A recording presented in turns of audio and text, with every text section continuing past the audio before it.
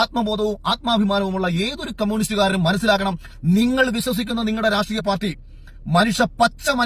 മനുഷ്യന്റെ പച്ചമാംസം വിറ്റു തിന്ന് ജീവിക്കുന്ന നരഭോജികളെക്കാട്ടിയും ക്രൂരരാണെന്ന് നിങ്ങൾ വിശ്വസിച്ചേ കഴിയൂ. അത്രയും നെറികെട്ട ഒരു സർക്കാരാണ് ഇന്ന് കേരളത്തിലുള്ളതെന്നതിന്റെ ഏറ്റവും മകുട ഉദാഹരണമാണ്. ജില്ലയിൽ സംഭവിച്ച വലിയ ദുരന്തത്തിന്റെ ഞടുക്കം സത്യം പറഞ്ഞ് ഇപ്പോഴും എനിക്ക് വിട്ടുമാറിയിട്ടില്ല. അന്ന് ഒരു കൂട്ടം യുവാക്കൾ അവിടെ നടത്തിയ രക്ഷാപ്രവർത്തനങ്ങൾ കണ്ണിൽ നിന്ന് മായുന്നുമില്ല. ഒരിക്കലും അവരെയൊന്നും മറന്ന് ഒന്നും ആരും പറയാതിരിക്കുക എന്നുള്ളതാണ്. നമ്മൾ ഒറ്റപ്പെട്ടു പോയപ്പോൾ നമ്മുടെ കൂടെ നിന്നത് ആരാണെന്നുള്ളത് ഓർക്കുക, ഏത് സംവിധാനമാണെന്ന് ഓർക്കുക.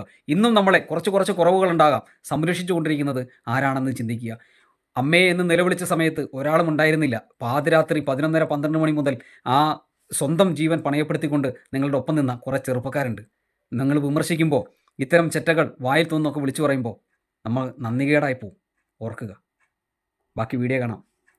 പറഞ്ഞ വിഷയങ്ങളിൽ തീർച്ചയായും തെറ്റുകളുണ്ടെങ്കിൽ തിരുത്തി തരണം. എൻ്റെ ജില്ല ആയതുകൊണ്ടും ഈ വിഷയം അറിയുന്ന രീതിയിൽ ഇത്തരം കാര്യങ്ങൾ ഒരു രാഷ്ട്രീയ വിമർശനത്തിന് വേണ്ടി വിനിയോഗിക്കുന്ന ഒരാൾ ഇത്രയൊക്കെ പറഞ്ഞപ്പോൾ അതിൻ്റെ യാഥാർത്ഥ്യം നമുക്കറിയാവുന്നതുപോലെങ്കിലും പങ്കുവയ്ക്കണം തോന്നി. അതുകൊണ്ട് മാത്രം 2024 ഓഗസ്റ്റ് 30 നട്ടപ്പാതിരാത്രിക്ക് അത്താഴവും കഴിച്ച് കൊച്ചു വർത്താനങ്ങളും പറഞ്ഞു കിടന്ന ഒരുപാട് സൗഹൃദങ്ങൾ, സ്വകാര്യ സമ്പാദ്യങ്ങൾ ഒക്കെ നശിക്കപ്പെട്ട ഒരു ദുരന്ത ഭൂമിയായി മാറിയ ആ കൊടും ഭീകരതയുടെ നേർചിത്രങ്ങൾ നമ്മളെല്ലാവരും കണ്ടതാണ്. എന്നാൽ അത് വിറ്റ് ഇപ്പോഴും കഞ്ഞി കുടിക്കുന്ന ചെറ്റകളെക്കുറിച്ച് ഞാൻ ഒരു 2 വാക്ക് സൂചിപ്പിക്കാൻ വേണ്ടിയിട്ടാണ് എൻ്റെ ഈ വീഡിയോ. മൊത്തം കേൾക്കണം കേട്ടോ, അപ്പോഴേ മനസ്സിലാവുള്ളൂ കാര്യം. ചൂരൽമലയിൽ വീണ്ടും ഉരുൾപൊട്ടി അവിടെ വലിയ പ്രതിഷേധങ്ങളും പ്രക്ഷോഭങ്ങളും നാട്ടുകാരുടെ ഭാഗത്ത് നടക്കുന്നു. ആദ്യമായിട്ട് ചോദിക്കാനുള്ളത്, ചൂരൽമലയിൽ വീണ്ടും ഉരുൾപൊട്ടിയോ?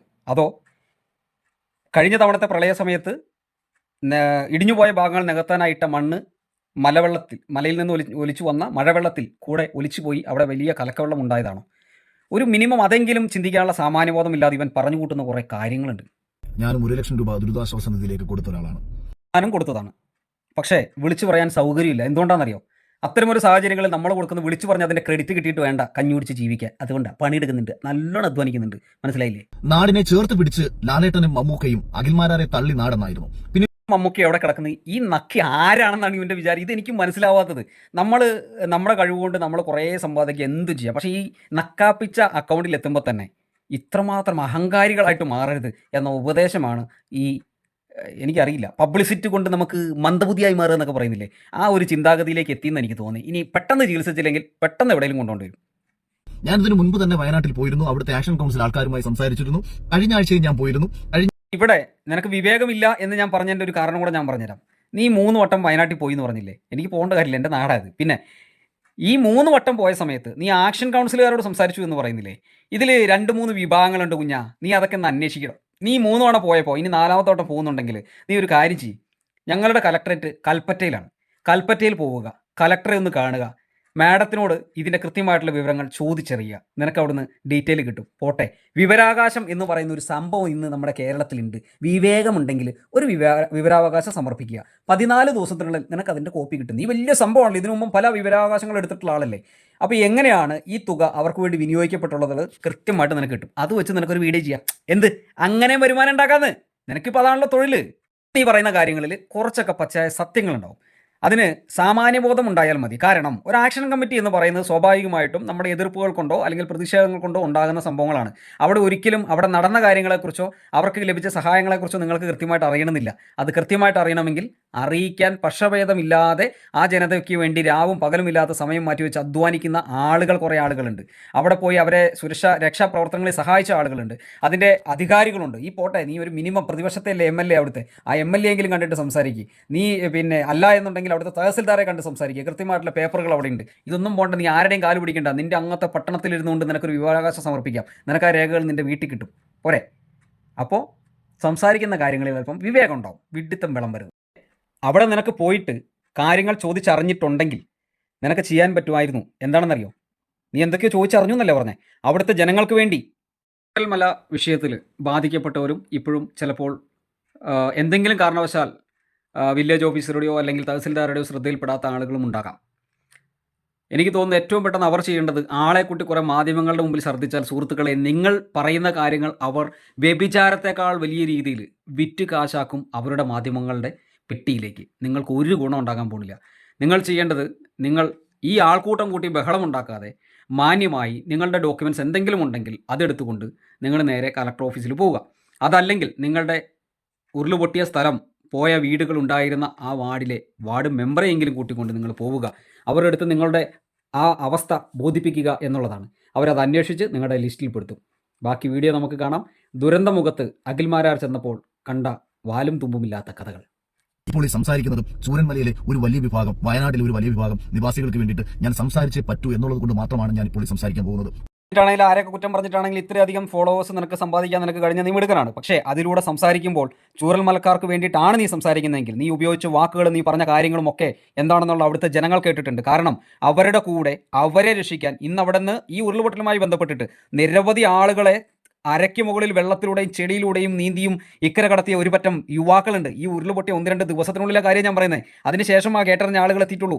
അന്ന് നീ അധിക്ഷേപിച്ച കമ്മ്യൂണിസ്റ്റ് കുറേ തെറിയൊക്കെ പറഞ്ഞ് നീ അധിക്ഷേപിച്ചല്ലോ, മന്ദബുദ്ധികൾ, പൊട്ടന്മാർ എന്നൊക്കെ പറഞ്ഞിട്ട്. ഈ ആളുകളാന്നേ അന്ന് രാത്രിയും അതിൻ്റെ പിറ്റേന്നൊക്കെ അവിടെ ഉണ്ടായിട്ടുള്ളൂ. അതുകൊണ്ട് അവർക്കറിയാം നീ നിന്റെ സോഷ്യൽ മീഡിയ റീച്ച് ആക്കാൻ വേണ്ടിയിട്ടാണോ. ഇപ്പം നീ ഇതിൻ്റെ ഇടയിൽ നിന്റെ കുടുംബത്തിൻ്റെ ഒരു സങ്കടം പറഞ്ഞല്ലോ, അതിൽ ഹൃദയപരമായിട്ട് ഞാനും വേദനിക്കുന്നു.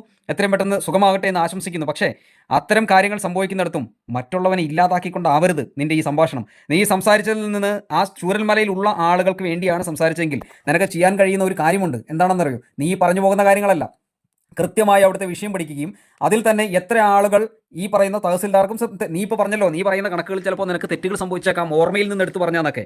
ഒരു തഹസിൽദാർ അല്ലെങ്കിൽ ഒരു വാർഡ് മെമ്പർ, വില്ലേജ് ഓഫീസറൊക്കെ കൂടിയിട്ട് ഒരു ലിസ്റ്റ് തയ്യാറാക്കുന്ന സമയത്ത് അതിൽ നിന്ന് ആരെങ്കിലും ഒക്കെ വിട്ടുപോയിട്ടുണ്ടെങ്കിൽ അവരെ ഉൾപ്പെടുത്താൻ വേണ്ടിയിട്ട് നിനക്ക് ആവശ്യപ്പെടാമായിരുന്നു. എത്ര ഭംഗിയായിട്ട് നിനക്ക് അവതരിപ്പിക്കാമായിരുന്നു.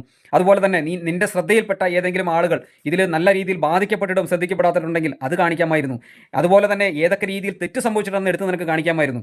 നീ പറഞ്ഞ 765 കോടി 765 ഏത് 765 കോടി? നീ കൊടുത്ത 1 ലക്ഷം രൂപയിലുള്ളൂ അതിൽ. പിന്നെ അതുപോലെ തന്നെ മറ്റൊരു കാര്യം പറയാൻ വേണ്ടി ആഗ്രഹിക്കുന്നത്, ഈ 765 കോടി എന്ന് നീ പറയുമ്പോൾ ഈ ഒരു വർഷക്കാലം അവർക്ക് വേണ്ടി എത്ര രൂപ ചിലവാക്കപ്പെട്ടിട്ടുണ്ടാവും? അത് കണക്കിലില്ലേ?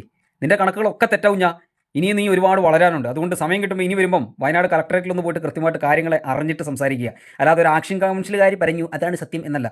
ആക്ഷൻ കൗൺസിലുകാർ പറയും എന്താണെന്നറിയോ പറയുക, അവരുടെ വേദനകളാണ്. അതിൽ ഒരുപാട് സത്യങ്ങളും ഉണ്ടാവും. പക്ഷേ കൃത്യമായി ഒന്നും ചെയ്യുന്നില്ല, സർക്കാർ മുഴുവൻ കള്ളന്മാരാണെന്ന് പറയുന്നില്ലേ, അവിടെയാണ് തെറ്റ്.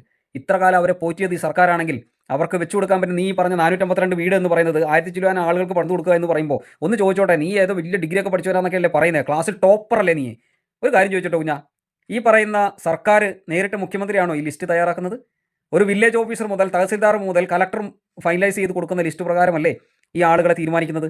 അവിടെ കിടക്കുന്ന നീയാണോ തീരുമാനിക്കുന്നത് ഇവിടെ ബാധിക്കപ്പെട്ടവ എത്ര പേരാന്നുള്ളത്? അതോ ഇവിടുത്തെ ഈ ബാധിക്കപ്പെട്ടുള്ള ഓരോ വാർഡിലെ മെമ്പറേക്കാൾ കൂടുതൽ നിനക്കറിയാം ആരെ ബാധിക്കപ്പെട്ടിട്ടുള്ളത് എന്നുള്ളത്? അങ്ങനെ ഉണ്ടെങ്കിൽ ഈ വാർഡ് മെമ്പർമാർക്ക് തെറ്റുപറ്റിയതല്ലേ? വില്ലേജ് ഓഫീസർക്ക് തെറ്റുപറ്റിയതല്ലേ? തഹസിൽദാർക്ക് തെറ്റുപറ്റിയതല്ലേ? ആ കളക്ടർക്കും പറ്റുമോ? അപ്പോൾ ഈ ലിസ്റ്റുകൾ പുനഃപരിശോധിക്കും. അങ്ങനെ സംഭവിച്ചിട്ടുണ്ടെങ്കിൽ പുനഃപരിശോധന നടത്തി കഴിഞ്ഞു. അദാലത്തൊക്കെ വെച്ചിട്ടുണ്ടായിരുന്നു. അതിലും തെറ്റ് തിരുത്തിയിട്ട് തന്നെയാണ്, പുനഃപരിശോധിക്കപ്പെട്ടിട്ട് തന്നെയാണ് ഇപ്പോഴും അവർ സംരക്ഷിച്ചുകൊണ്ടിരിക്കുന്നത്.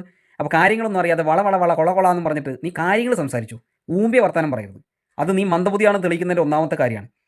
പിന്നെ നമ്മളിങ്ങനെ കുറേ ഇരുന്ന് ഭരിക്കുന്ന സർക്കാരിനെ തെറി പറയുമ്പോൾ അതിൽ കൈയടിക്കാൻ കുറേ ഭരണവിരുദ്ധരുണ്ടാവും. അത് അവരുടെ രാഷ്ട്രീയം.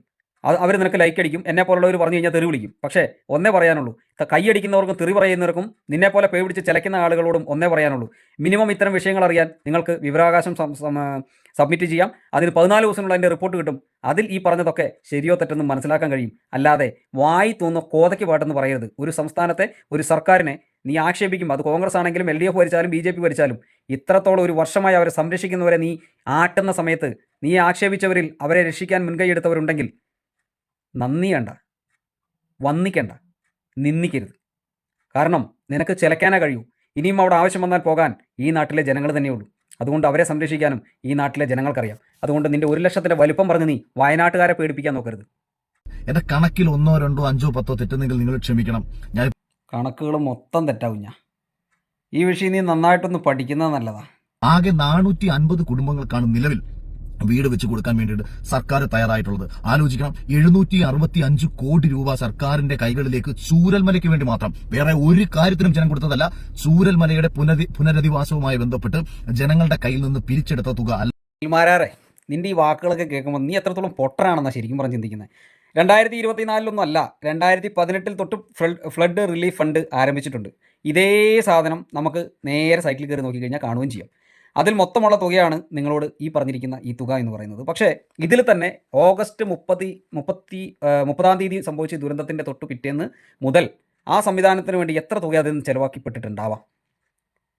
ദുരിതാശ്വാസ നിധി എന്ന് തന്നെയല്ലേ ഇതിന് പറയുന്നത്.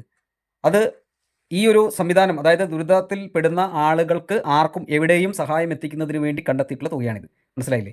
ദുരിതാശ്വാസ അല്ലെങ്കിൽ ചൂരൽമലയിലേക്ക് മാത്രം പുനരധിവാസം എന്നുള്ളതല്ല. എന്ത് തേങ്ങയുടെ ഇത്. ഇനി അങ്ങനെ തന്നെ ഇരിക്കട്ടെ. ഈ കഴിഞ്ഞ ഓഗസ്റ്റ് മുതൽ ഇന്ന് വരെ ഒരു ചെലവുമില്ലേ? നീ 765 പറഞ്ഞുകൊണ്ടിരുന്ന ആ 765 ഷോക്കേസ് വെച്ചേക്കുമല്ല, ചെലവഴിക്കപ്പെടുകയാണ്. അതിൽ നിന്ന് പുനരധിവാസവുമായിട്ട് ബന്ധപ്പെട്ട് ഇത്രയും വെച്ചു കൊടുക്കുന്ന വീടുകൾ മാത്രമാണോ ഉള്ളൂ?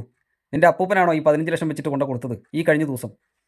നിന്നോട് ഞാൻ ഈ പറഞ്ഞ വീഡിയോയിൽ തന്നെ ഇപ്പോഴും ഞാൻ പറയുകയാണ്, മിനിമം ഈ സോഷ്യൽ മീഡിയയിലെ റീൽസുകളല്ലാതെ, ഈ പറയുന്ന വാലും തുമ്പും അല്ലാതെ കൃത്യമായി വിവരാവകാശ രേഖ വെച്ച് കണക്കുകൾ എടുക്കുക, എന്നിട്ട് സംസാരിക്കുക.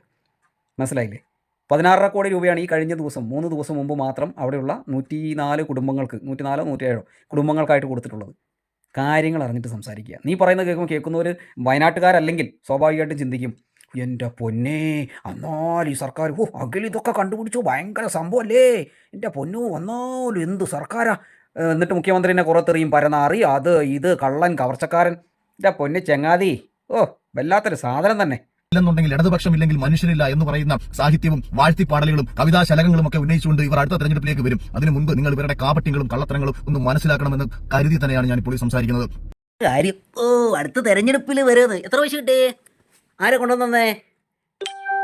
ആരും ഉണ്ടെന്ന് വ്യാജനാരയിലാണോ ഉണ്ടെന്ന്? മറ്റേ ചെറ്റ് വെക്കാൻ വേണ്ടി അവിടെ പോയ പോലെ. എടാ കുഞ്ഞാ, നീ ഏത് കോത്തടുത്ത് ജീവിക്കുന്നതിനടാ ഇത്രയും? നിന്നെയൊക്കെ ഉണ്ടല്ലോ, നിനക്ക് വേണ്ടിയൊക്കെ ദൈവമേ, നിനക്ക് വേണ്ടിയൊക്കെ വീഡിയോ ചെയ്ത് എൻ്റെ മുഖത്തിൻ്റെ ആരും അടിക്കണം. എൻ്റെ പൊന്നോ, ഈ ദുരന്തത്തിനൊക്കെയാണല്ലോ ബിഗ് ബോസ് ഫൈനലിൽ ഞാൻ വീഡിയോ ചെയ്തതെന്ന് ഓർക്കുമ്പോഴാണ്. പൊന്നെ, എടാ ചെങ്ങാതി, നീ വാല് പൊക്കിക്കൊണ്ട് ഇങ്ങോട്ട് വരുമ്പോഴേ അറിയാം ഇത് എന്തിലോട്ടുള്ള പോക്കാണെന്നുള്ളത്. മനസ്സിലായില്ലേ? പിന്നെ നീ കണ്ട വയനാടല്ല, ഇതിലും ഒരുപാട് മുമ്പ് 9 കൊല്ലം മുമ്പത്തെ ഒരു വയനാടുണ്ട്. സൈക്കിൾ ചവിട്ടിയിട്ടല്ല, ഓട്ടോറിക്ഷ പോയി കഴിഞ്ഞിട്ടുണ്ടെങ്കിൽ ഉണ്ടല്ലോ, ഗവൺമെൻറ് ആശുപത്രിയിൽ എത്തുന്ന സമയത്ത് പ്രസവിക്കും ഗർഭിണി, അമ്മാതിരി റോഡുകളുണ്ടായിരുന്നു ഞങ്ങളുടെ സ്ഥലത്ത്. അതുപോലെ തന്നെ പാറ്റ, അതായത് ഓലക്കെട്ടിടത്തിൽ പഠിച്ചുകൊണ്ടിരിക്കുന്ന സമയത്ത് മുതുകത്ത് പാറ്റ തൂറുമായിരുന്നു. ആ പാറ്റ തൂർന്ന മണം ഉണ്ടല്ലോ, ഷർട്ട് അലക്കിയാൽ പോലും പോകില്ല. അമ്മാതിരി സ്കൂളുകളുണ്ടായിരുന്നു ഞങ്ങളുടെ ജില്ലയിൽ. ആ സ്കൂളുകളൊക്കെ ഇന്നേ അമ്പലചുംബികളായിട്ട് 2-3 നിലകളാണ്. അതുപോലെ തന്നെ ഒരു പാലം മുറിച്ച് കിടക്കണമെങ്കിൽ ഉണ്ടല്ലോ, പൊളിഞ്ഞു വീഴാറായ പലകിൽ ചവിട്ടിക്കഴിഞ്ഞാൽ താഴെ വീഴും, അപ്പുറത്തോട്ട് കിടക്കണമെന്നൊന്ന് പേടിക്കും. തെങ്ങിൻ്റെ മുകളിലും പനകളുടെ മുകളിലും ഉയർത്തി വെച്ച പാലങ്ങളുണ്ടായിരുന്നു. ആ പാലങ്ങളൊക്കെ ഇന്ന് മഴക്കാലത്ത് വെള്ളം കയറാത്ത രീതിയിലേക്ക് പൊക്കിയത് ഈ സർക്കാരാണ്. എൻ്റെ വീടിൻ്റെ മുമ്പിൽ 1988 ആദ്യമായിട്ട് ടാർ ചെയ്ത റോഡുണ്ടായിരുന്നു. ആ റോഡിന്നേ 2 ലൈൻ റോഡാ, ഡുവൽ കാരേജ് വേ, കേട്ടിട്ടുണ്ടോ? ആ റോഡ് സൈഡിലൂടെ ഒക്കെ വെയിറ്റിംഗ് ഷെഡുകളും ഉണ്ട്, സിഗ്നലുകളും ഉണ്ട്, ടൗണുകളിലൊക്കെ സ്ട്രീറ്റ് ലൈറ്റുകളുണ്ട്. ലോമാക്സ് ലൈറ്റ് എന്ന് പറയുന്ന സാധനത്തെക്കുറിച്ച് നീ കേൾക്കാൻ തുടങ്ങിയിട്ട് കാലത്രയും. ഞങ്ങളുടെ ഏറ്റവും പിന്നോക്കമുള്ള വയനാട് ജില്ലയിലെ അത്യാവശ്യം ജനപ്രതിനിധികൾ, പ്രവർത്തിക്കാൻ കഴിവുള്ള നട്ടിലുള്ളവരുള്ള എല്ലാ ടൗണുകളിലും ഈ സാധനം ഇപ്പോൾ ഉണ്ട്. മുമ്പൊന്നും ഇല്ലായിരുന്നു. കേരളത്തിൽ തന്നെ ഏറ്റവും കൂടുതൽ പറഞ്ഞുകൊണ്ടിരുന്ന പിന്നോക്ക ജില്ലയായ എന്നുള്ളതാണ്. നീ വന്നു പോയ സമയത്ത് ആ പൊളിഞ്ഞു കിടക്കുന്ന സ്ഥലം മാത്രമേ കണ്ടുള്ളൂ. അവിടെ ജീവിച്ച് അന്നത്തെ ദുരന്തത്തിൽ നിന്ന് രക്ഷപ്പെട്ട ആളുകളോട് നീ സംസാരിച്ചിട്ടില്ല. ഇതിലെ എതിർത്ത് നിൽക്കുന്ന ഒരു പറ്റം ആളുകളോട് മാത്രമാണ്. ഇതിൽ 2 കൂട്ടം ആളുകളുണ്ട്. നീ പറഞ്ഞല്ലോ, പിന്നെ 1000-ലധികം ആളുകൾ ഇപ്പുറത്തുണ്ട്, ദുരന്ത ബാധിതർ, നേരിട്ട് ബാധിക്കാത്ത ആളുകൾ അല്ലെങ്കിൽ മാറ്റിപ്പാർപ്പിച്ച ആളുകൾ എന്നൊക്കെ. ഞാൻ ചോദിക്കട്ടെ എൻ്റെ പൊന്നു സുഹൃത്തെ, ചൂരൽമലയിൽ ദുരന്തമുണ്ടായതിന് കൊല്ലത്ത് കിടക്കുന്ന നിൻ്റെ വീട്ടിൽ കൊണ്ട് ദുരിതാശ്വാസ നിധി തരേണ്ട കാര്യമുണ്ടോ? ഇല്ലല്ലോ. വയനാട് ചൂരൽമല എന്ന് പറയുന്നത് അങ്ങേ സൈഡിലാണ്, ഇങ്ങേ സൈഡിൽ കൊണ്ട് ആരെങ്കിലും കൊടുക്കുമോ? ഇല്ല. അപ്പോൾ ദുരിതത്തിൽ പെട്ടുപോയ ദുരന്ത ബാധിതർക്കാണ് ഇതിലുള്ള ആനുകൂല്യങ്ങൾ കിട്ടുക. അത് കൃത്യമായിട്ട് കൊടുത്തിട്ടുണ്ട്. ഇപ്പോൾ ഫോർ എക്സാമ്പിൾ ഞാൻ പറയാം, ഒരു കാര്യം കൂടെ ഞാൻ നിന്നോട് സൂചിപ്പിക്കാം. പിന്നെ നീ കിടക്കുന്നത് കൊല്ലത്താണ്. നിൻ്റെ അമ്മയുടെ വീട്, അമ്മയ്ക്ക് പറഞ്ഞല്ല കേട്ടോ, അമ്മയുടെ വീട്, അതായത് തറവാട് ചൂരൽമലയിലായിരുന്നു എന്ന് കരുതുക. ചൂരൽമലയിലുണ്ടായ ഉരുൾപൊട്ടലിൽ അമ്മയുടെ വീട് മൊത്തത്തിൽ അങ്ങ് പോയി, ഒരു 5 ഏക്കർ സ്ഥലവും പോയി എന്ന് കരുതുക. അതിൽ ഒരാൾ രക്ഷപ്പെട്ടു എന്ന് കരുതുക. ഇനി ആരും രക്ഷപ്പെട്ടിട്ടില്ല എന്ന് കരുതി നിനക്ക് ഈ പറയുന്ന സർക്കാർ ആനുകൂല്യം തരണോ? ഇവിടെ നിന്ന് ദൈവാനുഗ്രഹം കൊണ്ട് രക്ഷപ്പെട്ട ഒരാൾക്ക് ആനുകൂല്യം കൊടുക്കണോ? അതോ ആരും രക്ഷപ്പെടാത്തത് കൊണ്ട് എന്നാൽ നിനക്കിരിക്കട്ടെ എന്ന് വിചാരിച്ച് നിനക്ക് കൊണ്ടുവന്ന് തരണം? എന്താണ് നീ പറഞ്ഞുകൊണ്ടിരിക്കുന്നത്? മനസ്സിലാകുന്നില്ല. അപ്പോൾ പറഞ്ഞു വന്നത് ഇത്രയേ ഉള്ളൂ. നീ ഇപ്പോൾ കുറേ വാചാലനായിട്ട് സർക്കാരിനെതിരെ ഇത്രയും പറഞ്ഞല്ലോ. ഞങ്ങളുടെ നാട് 9 കൊല്ലം കൊണ്ടുണ്ടായ മാറ്റം ഞങ്ങൾ അനുഭവിച്ചറിഞ്ഞിട്ടുണ്ട്. ഇതിൽ രാഷ്ട്രീയപരമായി മാത്രം കണ്ടുകൊണ്ട് കാണുന്ന ആളുകൾക്ക് അത് മനസ്സിലാവില്ല. രാഷ്ട്രീയ വെറുപ്പ് കൊണ്ട് കുഷ്ഠം ബാധിച്ചവർക്കും അത് മനസ്സിലാവില്ല. ഞാൻ 1 ലക്ഷം കൊടുത്ത് അന്ന് എന്തോ അങ്ങ് പറഞ്ഞു കളയാം എന്ന് പറഞ്ഞിട്ടുണ്ടെങ്കിൽ അതിനേക്കാൾ എത്രയോ ഉയരെയാണോ നീ പറഞ്ഞ 765 കോടി ആണെങ്കിൽ അതിൽ 1 ലക്ഷം കുറച്ച് കഴിഞ്ഞാൽ വരുന്ന തുക. അത്രയും കൊടുത്ത ആളുകൾ ആരും കണക്ക് പറഞ്ഞിട്ടില്ലല്ലോ. ഉണ്ടോ? ഇല്ലല്ലോ. അപ്പോൾ അതുകൊണ്ട് നീ പറയുന്നതിന് അല്പത്വമെന്നും നിൻ്റെ മനസ്സിൻ്റെ ഉള്ളിലെ കുഷ്ഠമാണെന്നും തിരിച്ചറിയാൻ നിന്നെ ഫോളോ ചെയ്യുന്ന ആളുകൾക്ക് കഴിയട്ടെ, അല്ലെങ്കിൽ എൻ്റെ ഈ വീഡിയോ കാണുന്ന ആളുകൾക്ക് കഴിയട്ടെ. നിനക്ക് ഇതിലെന്തെങ്കിലും വിശകലനം ഉണ്ടെങ്കിൽ നീ എന്നോട് ചോദിക്കുക. പേഴ്സണലായിട്ട് ചോദിച്ചാലും എനിക്ക് അറിയാൻ പറ്റുന്ന കാര്യങ്ങൾ ഞാൻ പറഞ്ഞുതരാം. നിനക്കത് മനസ്സിലാക്കാൻ ബോധമുണ്ടെങ്കിൽ നീ അതിനനുസരിച്ച് സംസാരിക്കും. സർക്കാരിനോട് നിനക്ക് വെറുപ്പുണ്ടെങ്കിൽ നീ കോൺഗ്രസ്സുകാർക്ക് വേണ്ടിയിട്ടാണ് സംസാരിക്കുന്നതെങ്കിൽ അവർ തന്ന കാശ് മേടിച്ച് മിണുങ്ങിക്കോ. പക്ഷേ ഞങ്ങളുടെ നാട്ടിൽ നടന്ന വിഷയത്തെ വേണ്ടാത്തത് പറഞ്ഞിട്ട് അതിൻ്റെ പേരിൽ കമ്മ്യൂണിസ്റ്റുകാരെ 10 തെറി പറയാമെന്ന് നീ വിചാരിച്ചിട്ടുണ്ടെങ്കിൽ നീ പറഞ്ഞോ. പക്ഷേ നിന്നെപ്പോലെ പേ പിടിച്ച നായ്ക്കളോട് ഇത്രയെങ്കിലും പറഞ്ഞില്ലെങ്കിൽ പിന്നെ എൻ്റെ നാട്ടിൽ ആകാതായി പോവില്ല ഞാൻ. എൻ്റെ സുഹൃത്തുക്കൾ രാവും പകലും ഇല്ലാതെ ഞങ്ങൾ ഒന്നിച്ച് അവിടെ കിടന്ന് കഷ്ടപ്പെട്ട് കോരിയ ചെളിയും മണ്ണും അവിടെ വെച്ച് വിളമ്പിയ ഭക്ഷണത്തിനോടും ആ നാട്ടുകാർക്ക് നന്ദി ഉണ്ടാവും. നന്ദിയൊന്നും ഞങ്ങളാരും പ്രതീക്ഷിച്ചിട്ടില്ല. പക്ഷേ നിന്ദിക്കില്ല എന്ന് ഉറപ്പുണ്ട്. മനസ്സിലായില്ലേ? അപ്പോൾ അതിൽ നിന്നോടൊരു കാര്യം സൂചിപ്പിക്കാനുള്ളത്, അന്ന് ഉരുളുപൊട്ടി അന്ന് രാത്രി മുതൽ 11:30 അവിടെ എത്തി എൻ്റെ സുഹൃത്തും വയനാട് ജില്ലാ DYFIയുടെ സെക്രട്ടറിയുമായിട്ടുള്ള കെ ഫ്രാൻസിസിന് ഈ വിഷയത്തെക്കുറിച്ച് സംസാരിക്കാനുള്ളതും കൂടി നീ ഒന്ന് കേൾക്കാം കേട്ടാ. വിവേകം ഉണ്ടെങ്കിൽ മനസ്സിലാക്കുക, ഊളത്തരം പറയരുത്. എന്താണ് ഇവിടെ ആളുകൾ വളരെ പ്രതിഷേധത്തിലാണല്ലോ, എന്താണ് പറയുന്നത്? ഇവിടെ ശക്തമായ മഴ ഇന്നലെ രാത്രി ഉണ്ടായിട്ടുണ്ട്. അപ്പോൾ ആ മഴയുമായി ബന്ധപ്പെട്ട് നല്ല കുത്തൊഴുക്ക് കാണുന്നുണ്ട്. ഇപ്പോൾ ഞാൻ കുറച്ച് നേരമായിട്ടുള്ള ഞങ്ങൾ ബാക്കി സാഹചര്യങ്ങൾ പഠിച്ചുകൊണ്ട് എന്താ സംഭവിച്ചതെന്നുള്ളത് നോക്കുകയാണ്.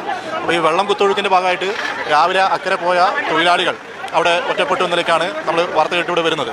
അപ്പോൾ നിലവിൽ അവരെല്ലാവരും ഇപ്പുറത്തേക്ക് കടത്തിയിട്ടുണ്ട്. ബാക്കി എന്താണ് ഇങ്ങനെ കുത്തൊഴുക്കുമായി ബന്ധപ്പെട്ട് മഴയുടെ മാത്രമാണോ മറ്റെന്തെങ്കിലും അവിടെ ചെറിയ രീതിയിൽ ഉരുളുപൊട്ടിയിട്ടുണ്ടോ ഇല്ലയോ എന്നുള്ളതൊക്കെ പരിശോധിച്ചാൽ മാത്രമേ നമുക്ക് വിശദമായിട്ട് അറിയുള്ളൂ.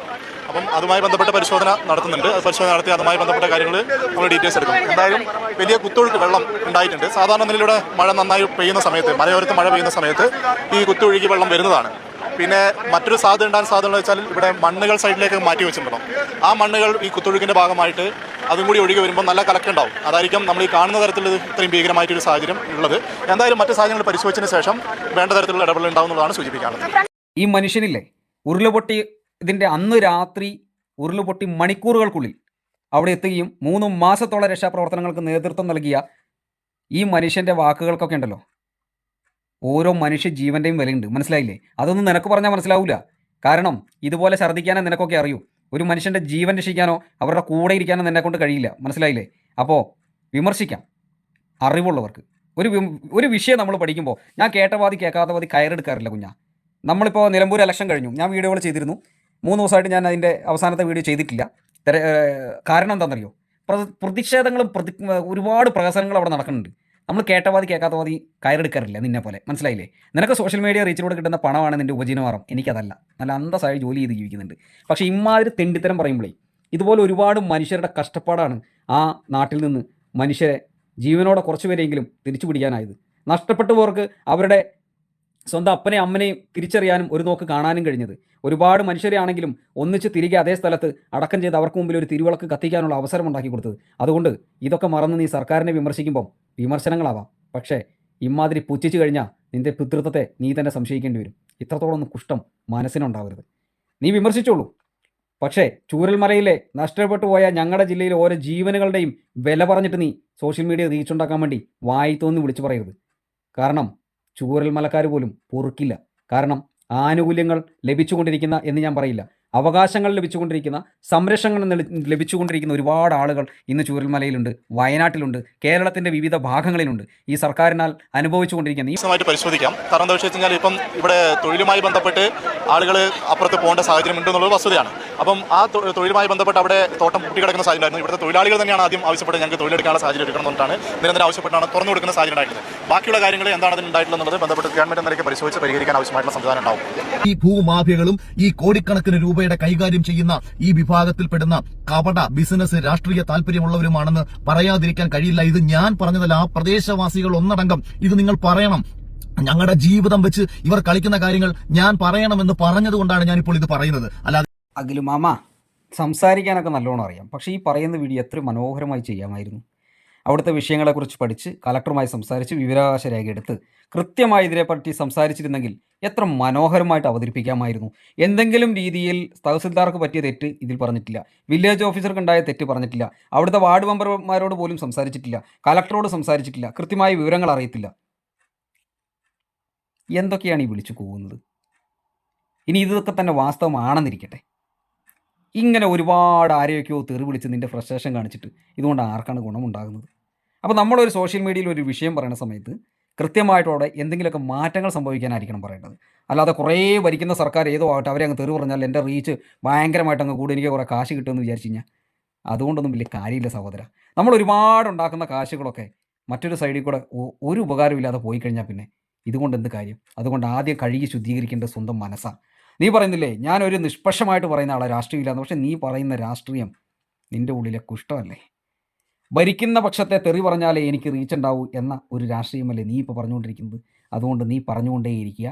അവിടുത്തെ ജനങ്ങൾക്കറിയാം, അല്ലെങ്കിൽ ആ ജനങ്ങളുടെ രക്ഷകരായി മാറിയിട്ടുള്ള ആളുകൾക്കറിയാം അവരെ എങ്ങനെ ഇനിയും സംരക്ഷിക്കണമെന്നുള്ളത്. അത് കൃത്യമായി അതിൻ്റേതായ സമയത്ത് നടന്നുകൊള്ളും ദാസ.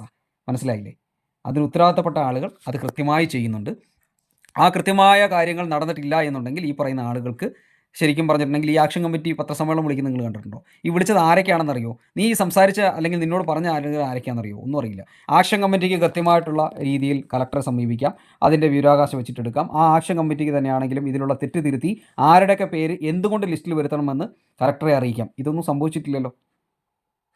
കളക്ടർക്ക് എന്തായാലും അർഹതപ്പെട്ടവരെ എഴുതി തള്ളേണ്ട കാര്യമില്ല, തഹസിൽദാർക്ക് അർഹതപ്പെട്ടവരെ എഴുതി തള്ളേണ്ട കാര്യമില്ല.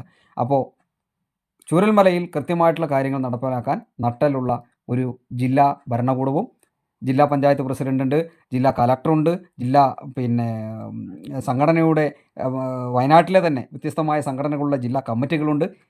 ദുരന്തത്തിൽ ഒറ്റപ്പെട്ടു പോയവരെ സംരക്ഷിച്ച ഒരു കൂട്ടം ആളുകളുണ്ട്. അവരൊക്കെ ഇത് ചെയ്തോളും.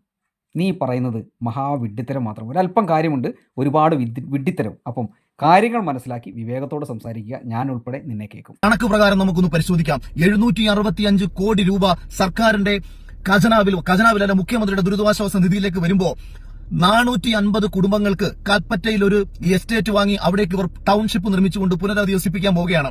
ടൗൺഷിപ്പ് ഒക്കെ ചെയ്യാം, പക്ഷേ ഈ 450 കുടുംബം ഈ വീട് നിങ്ങൾ നൽകാൻ പോകുന്ന ആൾക്കാരുമായി നിങ്ങൾ ഒരു ചർച്ച നടത്തിയോ? ഞങ്ങൾക്കൊരു ടൗൺഷിപ്പിന്റെ ആവശ്യമുണ്ടോ? അതോ ഞങ്ങൾക്ക് ഇഷ്ടമുള്ള പ്രദേശത്ത് താമസിക്കാനുള്ള അനുമതി നിങ്ങൾ തരുമോ? ഞങ്ങൾക്ക് വീട് വെച്ച് തരാമെന്ന് ഞങ്ങളോട് പറഞ്ഞിട്ടുള്ള നിരവധി ആൾക്കാരുടെ ഓഫറുകൾ ഞങ്ങൾക്ക് സ്വീകരിക്കാൻ പറ്റുമോ? പൊട്ടങ്കുഞ്ഞ, നിന്നെ പിന്നെ പൊട്ടാന്ന് വിളിച്ചു പോവാ. നിന്റെ ഈ വീഡിയോ ഇങ്ങനെ കേട്ടോണ്ടിരിക്കും. എന്താണെന്നറിയോ? അങ്ങനെ ചർച്ച കൊടുത്തുകൊണ്ടല്ലടാ മണ്ട 104 പേർക്ക് 15 ലക്ഷം രൂപ വെച്ച് കഴിഞ്ഞ വർഷം കൊടുത്തത്. അവർക്കത് വേണ്ട എന്ന് പറഞ്ഞവർക്ക് കൊടുത്തിട്ടുണ്ട്. ബാക്കിയുള്ളവർക്ക് ടൗൺഷിപ്പിനോട് താല്പര്യമുള്ളതുകൊണ്ടാണല്ലോ മുമ്പോട്ട് പോകുന്നത്. എന്തു ആടയത്? യഥാർത്ഥത്തിൽ വീടും കുടുംബവും നഷ്ടപ്പെട്ട 1000-ലധികം ആൾക്കാരുണ്ട്.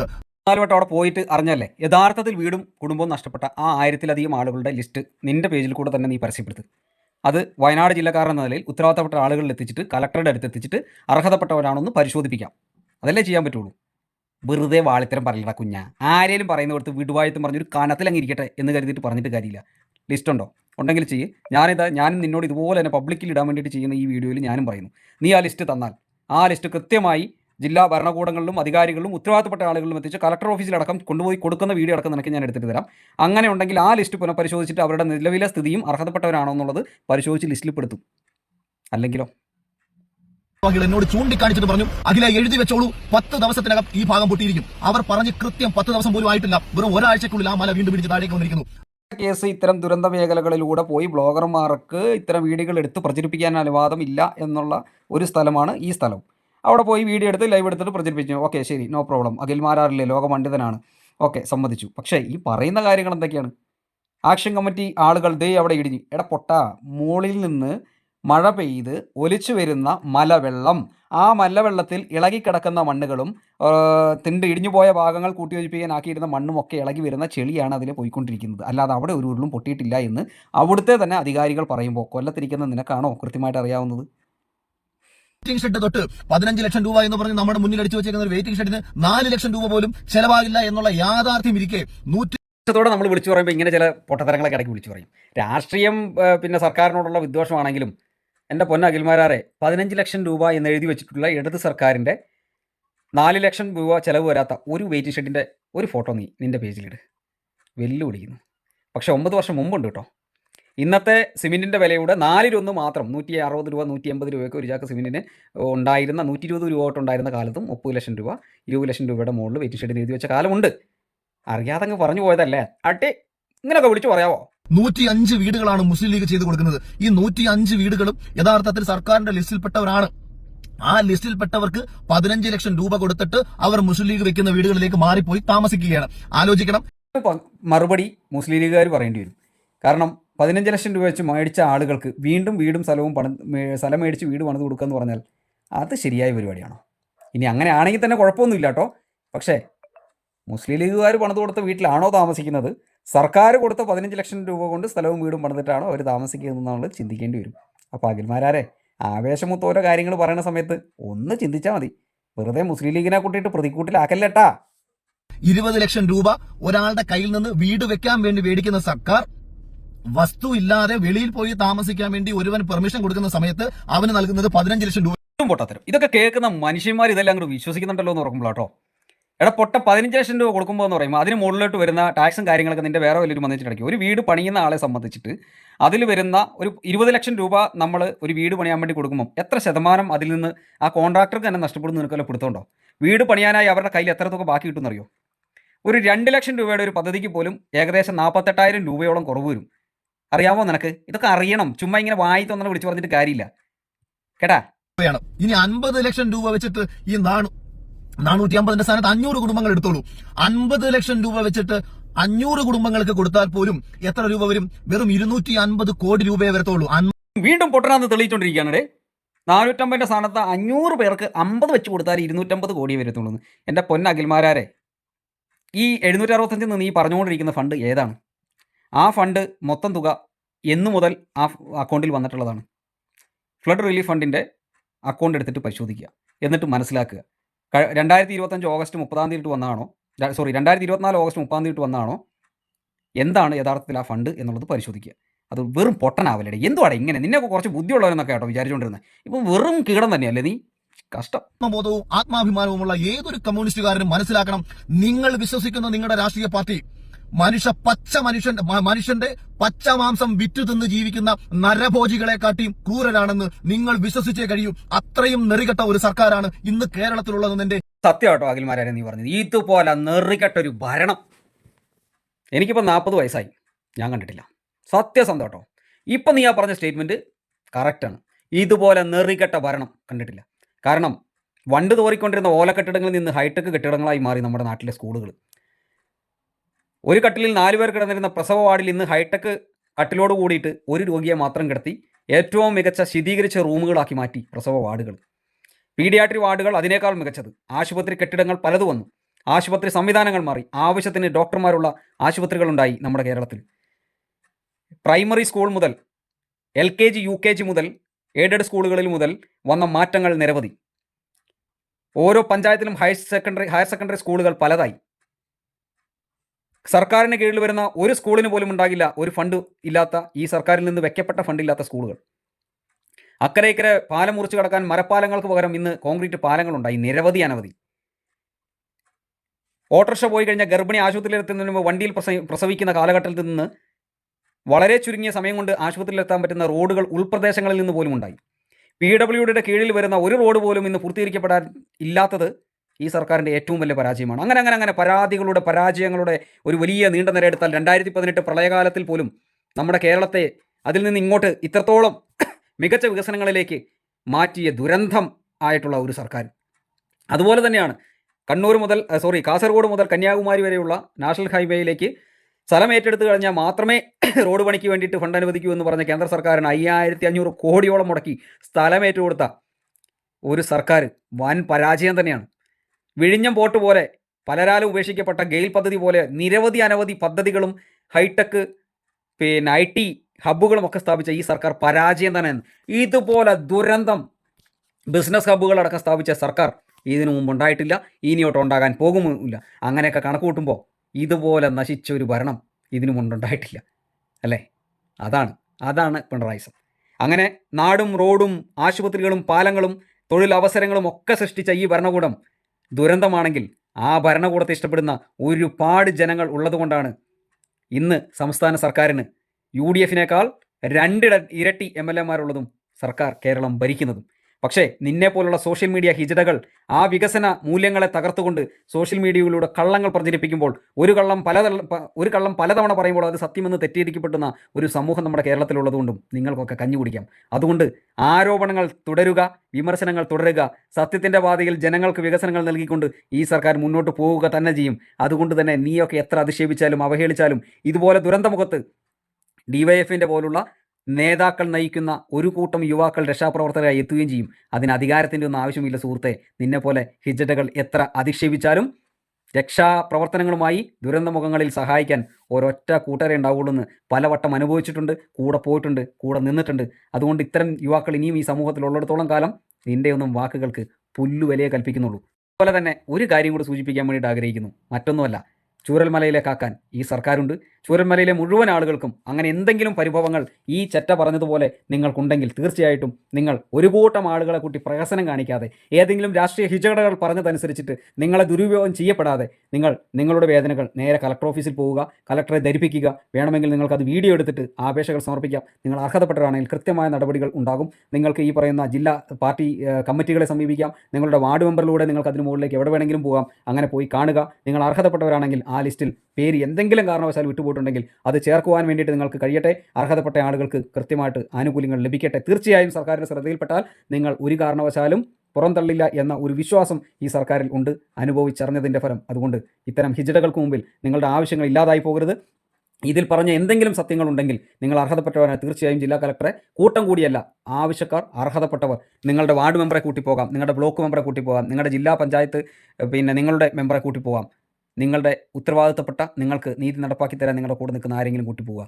അല്ലാതെ ഇത്തരം ഹിജടകൾക്ക് സോഷ്യൽ മീഡിയയിൽ വരുമാനം ഉണ്ടാക്കാൻ വേണ്ടിയുള്ള ആയുധങ്ങളായി നിങ്ങൾ മാറരുത്. രാഷ്ട്രീയ ഉപകരണങ്ങളായി നിങ്ങൾ മാറരുത്. നിങ്ങളുടെ ആവശ്യങ്ങൾ കിടപ്പാടമാണ്, അത് ലഭിക്കട്ടെ എന്ന് മാത്രം ആശംസിക്കുന്നു. അങ്ങനെ എന്തെങ്കിലും വേദനകൾ ഉണ്ടെങ്കിൽ നിങ്ങൾക്ക് എൻ്റെ പേജിന് താഴെ നിങ്ങൾക്ക് കമൻറ്റ് അടിക്കാം. എന്നെക്കൊണ്ട് കഴിയുന്ന ആളുകളിലേക്കൊക്കെ നിങ്ങളുടെ അങ്ങനെ കൃത്യമായി ഇതിൽ നഷ്ടപ്പെട്ട ആളുകളുണ്ടെങ്കിൽ നിങ്ങൾക്ക് ഇതിൻ്റെ താഴെ കമൻറ്റ് അടിക്കാം. എന്നെക്കൊണ്ട് പറ്റുന്ന രീതിയിൽ അധികാരികളുടെ ശ്രദ്ധയിലേക്ക് അതെത്തും. അത് പരിശോധിക്കപ്പെട്ട് കഴിഞ്ഞിട്ടുണ്ടെങ്കിൽ നിങ്ങൾ അർഹതപ്പെട്ടവരാണെങ്കിൽ അത് ലഭിക്കാനുള്ള സംവിധാനങ്ങൾ ഉണ്ടാകാനുള്ള സാഹചര്യം ഒരുങ്ങട്ടെ എന്ന് മാത്രം ആശംസിക്കുന്നു. എന്നെ അറിയുന്ന ആളുകളും ഈ വീഡിയോ കാണും. അവർ നിങ്ങൾ അർഹതപ്പെട്ടവരാണെന്ന് പുനഃപരിശോധിച്ചിട്ട് അതിന് പരിഹാരം കണ്ടെത്തും എന്നുള്ളൊരു വിശ്വാസം എനിക്കറിയുന്ന എൻ്റെ സുഹൃത്തുക്കളിലും അതുപോലെ തന്നെ എൻ്റെ നേതാക്കളിലും എനിക്കുണ്ട്. എൻ്റെ നേതാക്കളെന്ന് പറഞ്ഞാൽ ഞാനൊരു രാഷ്ട്രീയ അടിമയൊന്നുമല്ല കേട്ടോ. അതുകൊണ്ട് തന്നെ നമുക്കറിയാവുന്ന ആളുകൾ ഇതിനുള്ള സംവിധാനങ്ങൾ ഒരുക്കും എന്ന വിശ്വാസത്തോടു കൂടിയാണ് ഈ വീഡിയോ ചെയ്യുന്നത്. കാരണം ചൂരൽമലയിൽ ഞാനറിയുന്ന എൻ്റെ സുഹൃത്തുക്കൾ ഞങ്ങളൊന്നിച്ച് എന്ത് ചെയ്തു എന്ന് ഞങ്ങൾക്കറിയാവുന്നിടത്തോളം മറ്റാർക്കും അറിയില്ലല്ലോ. അവന് കഞ്ഞി കുടിക്കാൻ വേണ്ടിയിട്ട് നമ്മുടെ നാടിനെ അനാവശ്യമായി ഉപയോഗിച്ചതിൻ്റെ പേരിൽ ഞാൻ ചെയ്ത വീഡിയോ ആണത്. ദയവ് ചെയ്തിട്ട് നിങ്ങൾ ശരിക്കും ആനുകൂല്യം അർഹിക്കുന്നവരാണെങ്കിൽ എത്രയും പെട്ടെന്ന് നിങ്ങളുടെ വാർഡ് മെമ്പറെ, അതായത് ആ ഉരുൾപൊട്ടലിൽ നിങ്ങൾ ഇരയാക്കപ്പെട്ട ആ സ്ഥലത്തെ വാർഡ് മെമ്പറെ കൂട്ടി കളക്ടർ ഓഫീസിൽ നിങ്ങൾ അപ്പോയിൻമെൻ്റ് എടുത്ത് പോയി കാണുക. തീർച്ചയായും പരിഹാരം ഉണ്ടാകും നിങ്ങൾ അർഹതപ്പെട്ടവരാണെങ്കിൽ. അല്ലാത്ത പക്ഷം ഇത്തരം പ്രഹസനങ്ങളിൽ നിങ്ങളെ രാഷ്ട്രീയക്കാർ ഇരയാക്കുന്നത് നിങ്ങൾ പോലും അറിയാതെയാണ് എന്ന് മാത്രം ഓർക്കുക. ടൂറിസം കൊണ്ട് മഹത്തായ വളർച്ചയിലേക്ക് പോയ നമ്മുടെ ഏറ്റവും പിന്നോക്കാവസ്ഥയിൽ ഉണ്ടായിരുന്ന ഒരു നാട് ഇത്തരം ആളുകളെ കൊണ്ട് വീണ്ടും ഏറ്റവും കൂടുതൽ അപകടമുള്ള സ്ഥലമാണെന്ന് ഒരു ഭീതി ജനങ്ങളിലേക്ക് എത്തിക്കുന്ന ഇത്തരം ആളുകളെ നമ്മുടെ ജില്ലയിൽ നിന്ന് തന്നെ അകറ്റി നിർത്തുക എന്ന് മാത്രമാണ് വയനാട്ടുകാരോട് പറയാനുള്ളത്. നമ്മുടെ നാടിനെ രക്ഷിക്കാൻ നമ്മുടെ ഭരണകൂടങ്ങളും നമ്മുടെ നാടും മാത്രമേ കാണൂ എന്ന് മാത്രം ഓർമ്മിപ്പിക്കുന്നു. നമ്മുടെ കേരളത്തിലെ മനുഷ്യത്വം മരവിക്കാത്ത മനുഷ്യത്വം എന്ന 100 കരങ്ങളാണ് നമ്മളെ താങ്ങി നിർത്തിയത്. ഇത്തരം ആളുകളുടെ ജൽപ്പനങ്ങളിൽ നിങ്ങൾ അവരെ മറക്കരുത്.